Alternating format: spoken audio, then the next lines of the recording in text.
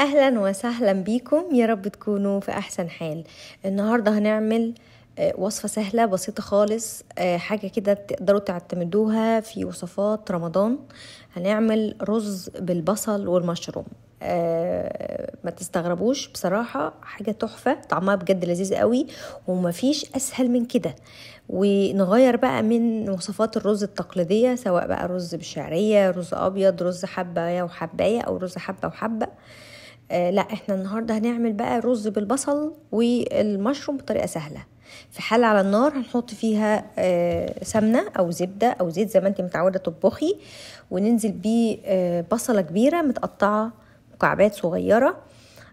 طبعا يفضل البصل اللي هو بيكون ابيض مش احمر، لان الابيض اما بيستوي بيدي نكهة وطعم لكن ما بيبانش شكله في الرز. البصل الاحمر الغامق لما بيستوي بيبقى باين في الرز، فبيبقى مش لطيف قوي.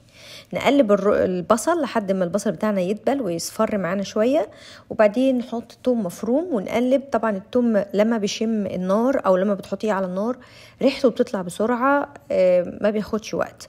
طبعا التوم اختياري، لو مش حابة تضيفي توم مش مشكلة، لكن اضافة مميزة جدا للرز. بعد كده هننزل بكوب من المشروم. ده مشروم فريش متقطع شرايح. انا بجيب المشروم الفريش امسحه كده بمنديل مطبخ او فوطة مطبخ نظيفة واقطعه شرايح، مش بيتغسل نهائي. لو عايزة تجيبي بقى اللي هو المشروم المعلب هتجيبيه وتغسليه كده غسلة حلوة تحت مية الحنفية، بحيث ننزل من عليه المواد الحافظة شوية. المشروم طبعا بتاعنا بيدبل بسرعة، ما بياخدش وقت خالص. وبعد ما يدبل كده زي ما احنا شفنا، ننزل بيه الرز بتاعنا. ده رز مصري مغسول ومتصفي. عايزة تحط رز بسمتي ضيفي اللي انت عايزاه. نقلب شوية علشان نشوح الرز وياخد من نكهة البصل والثوم والمشروم. انا ما ضفتش اي توابل، ممكن تضيفي شويه فلفل اسمر لو حابه. وبعد كده هنزل بيه الشوربه دي، شوربه فراخ، شوربه لحمه. ما عندكيش خالص ممكن ميه سخنه وتحط فيها مكعب مرق دجاج.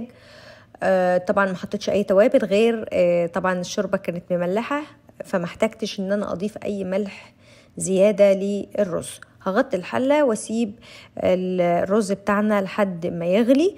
بعد ما يغلي بهد عليه خالص واسيبه لحد ما يتشرب ويستوي. وده شكل الرز بعد ما استوى. هو ما بيبقاش لونه بني، هو بياخد شوية من اللون بتاع المشروم، يعني بيبقى بني فاتح خالص. بس عايزه اقول لكم طعمه بجد لذيذ لأبعد الحدود، سهل بسيط زي ما انتم شايفين، ما خدش مننا خالص اي وقت. تغيير في وصفات الرز. وكمان احنا داخلين على شهر رمضان، كل سنه وانتم طيبين، فبنحتاج دايما ان احنا نغير وننوع علشان ما نزهقش. كمان المشروم من الحاجات اللي مليانه بروتين، فيها نسبه بروتين عاليه قوي. يا رب يكون الفيديو عجبكم. مع السلامه.